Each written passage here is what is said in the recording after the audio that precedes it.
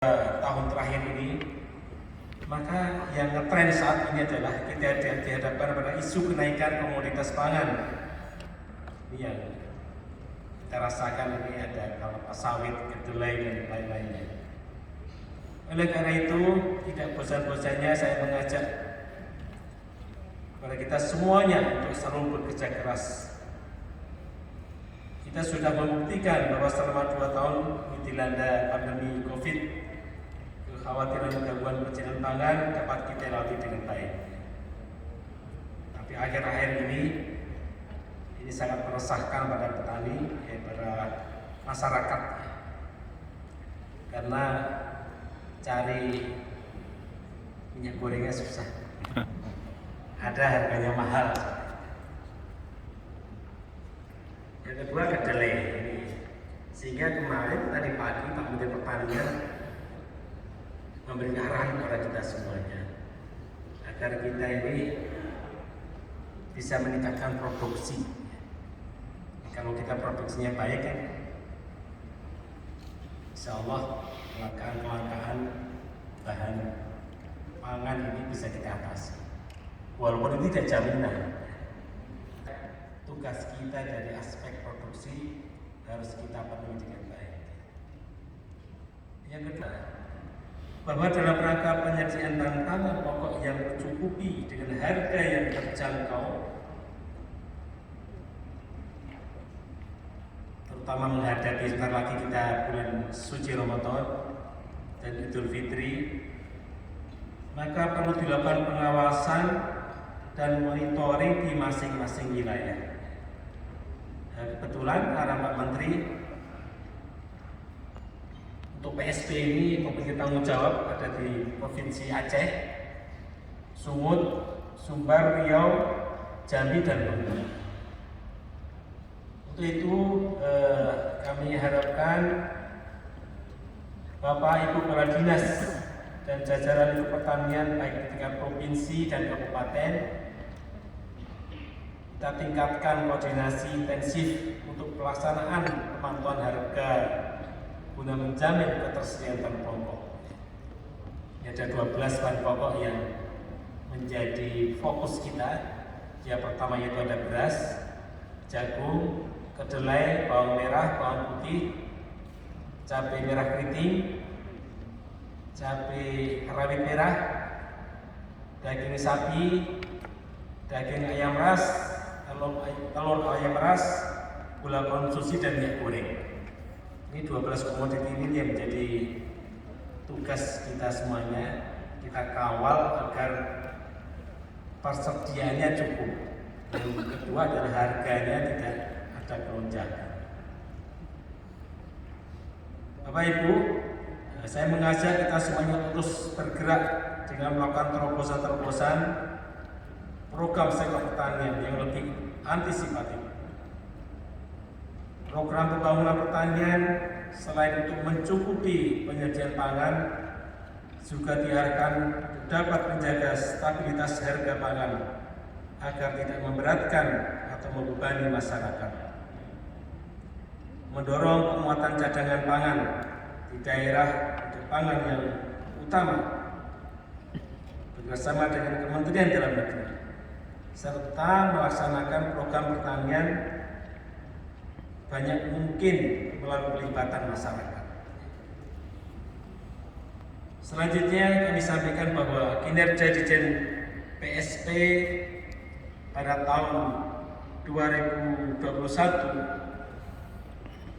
ini menunjukkan angka realisasinya 99,11%, yaitu dari anggaran sebesar 3,3, dari pagu 3,4, realisasinya 3,3 miliar rupiah.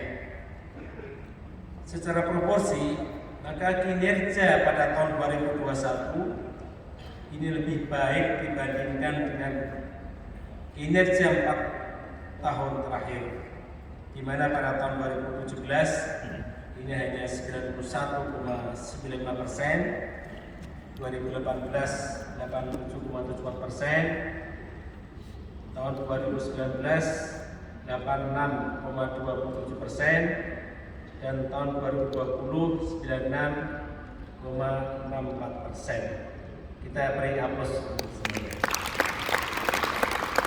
Kenapa? Karena inilah kinerja Bapak Ibu semuanya. Sehingga tahun 2021 itu kita bisa tembus di angka 98,11%. Kami harapkan ini prestasi ini harus kita tingkatkan di tahun 2022 ini. Walaupun tadi dilaporkan oleh Pak Sangaji realisasi kita masih 0,0.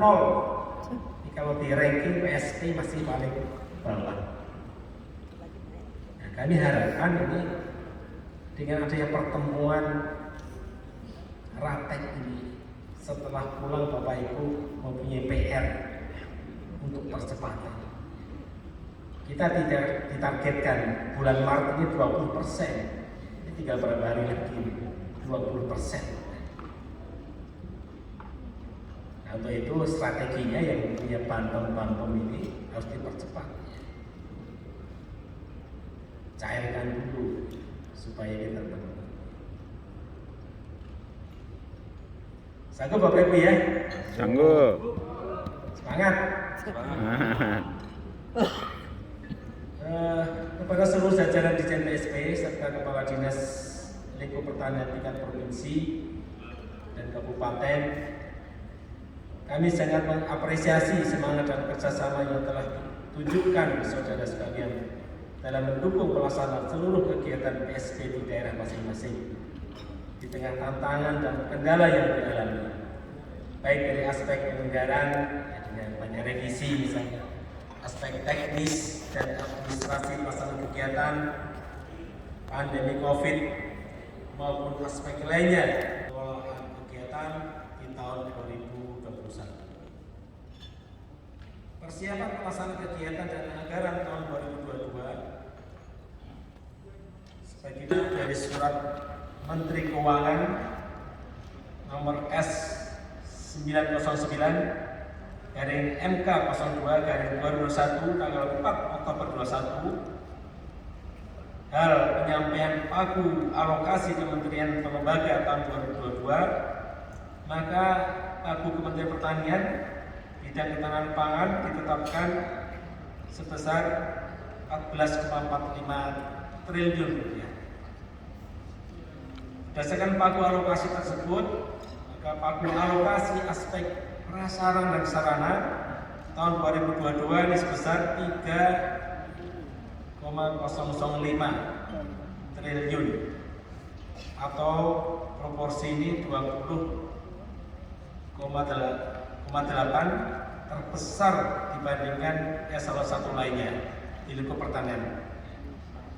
Proporsi besaran anggaran yang dialokasikan kepada Ditjen PSP ini menunjukkan bahwa program penyediaan dan pengembangan prasarana dan sarana pertanian masih menjadi prioritas utama pembangunan pertanian nasional ke depan.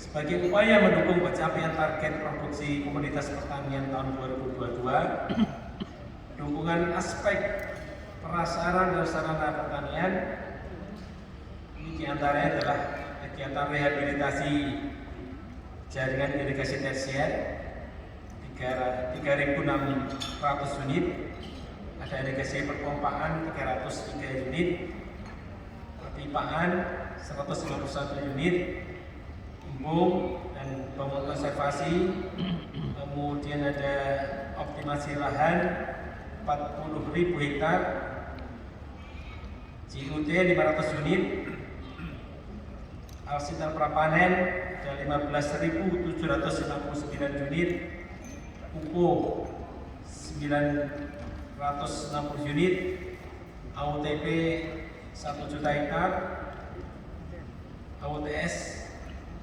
dan K 150 ekor, 150.000 ekor, UTST ada 39.200 hektar, dan alokasi pupuk subsidi ada 9,11 juta ton.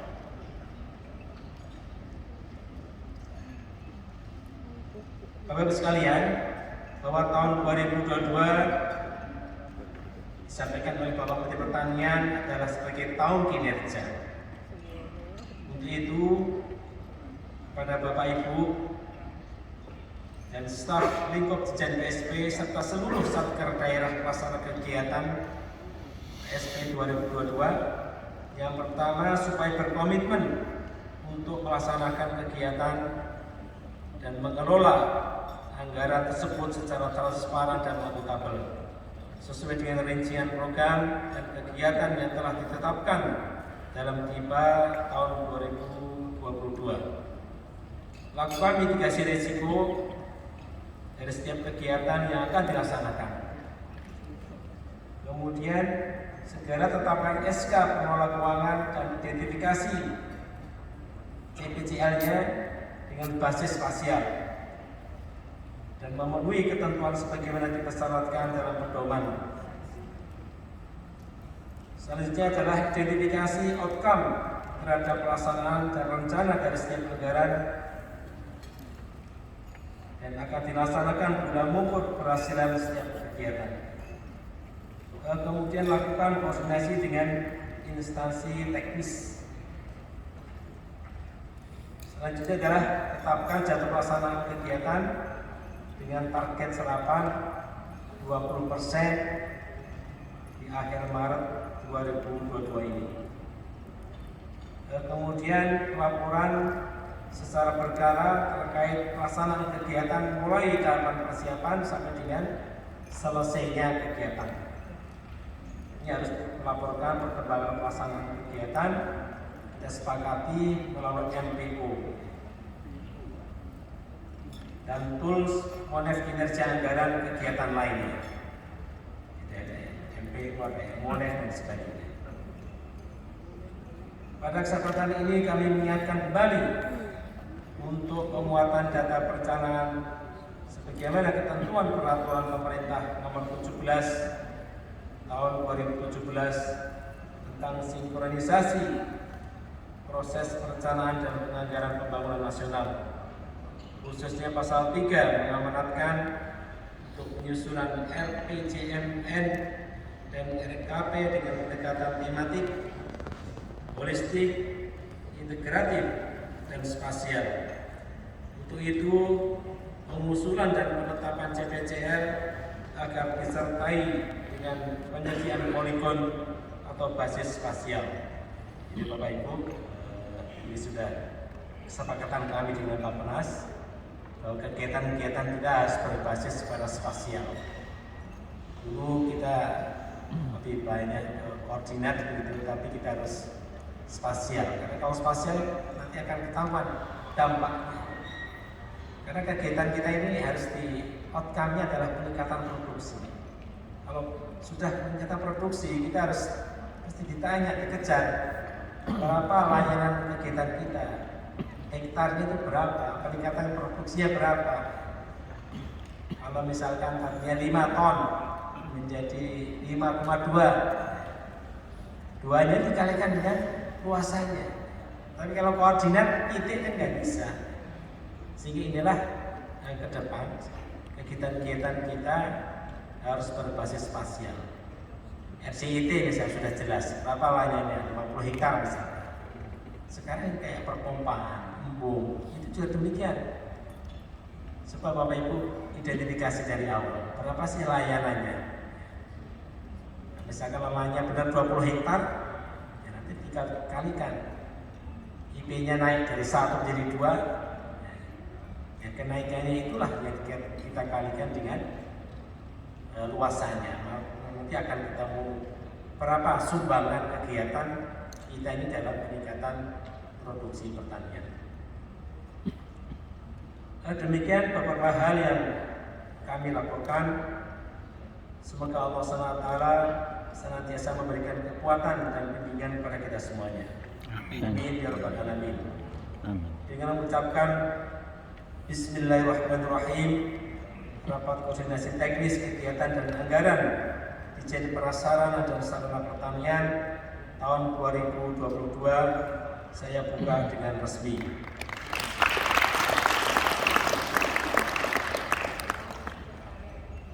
Mari kita doakan para petani kita agar semakin maju, modern dan sejahtera. Dan semoga mereka bisa menjadi mandiri dan dalam ekonomi. Amin. Billahi taufiq wal hidayah. Wassalamualaikum warahmatullahi wabarakatuh. Waalaikumsalam warahmatullahi Direktur wabarakatuh. Jenderal Ali Jalil. Demikian Bapak Ibu, saya sampaikan sambutan Bapak Dirjen SP. Dari sini kita cermati tadi minta tolong supaya kita percepatan anggaran. Karena biasanya kita ini nunggu pelaksanaan praktek rakornas baru kita nih mengejar anggaran. Nah, sekarang ini rakornas sampai sekarang belum terselenggara, sehingga kami ini melihat perkembangan realisasi prihatin kita nih masih 0,0 gitu, sehingga kami minta izin kepada Biro Perencanaan kemarin kami percepatan untuk penyelenggaraan acara rakorsin dan praktek. Untuk itu intinya pertemuan kita ini adalah yang pertama tadi, yuk kita percepat penyelesaian anggaran kita, karena kalau tidak dilakukan, saya khawatir ada pemotongan. Kemarin Pak Kapachan sudah lapor ke saya, Pak, ini kita butuh anggaran 250 miliar lagi, ngambil potong dari mana ini? Ya udah, yang nggak ada pergerakan itu dipotongin aja. Jadi begitu Bapak Ibu, jadi kita tolong supaya kita nanti setelah acara ini kita bahas besok. Kalau ada revisi seperti apa kita bahas segera. Kita percepat ya, gaspol gitu, supaya anggaran kita ini di bulan Maret bisa mencapai 20%. Demikian, mohon maaf. Assalamualaikum warahmatullahi wabarakatuh. Waalaikumsalam warahmatullahi wabarakatuh.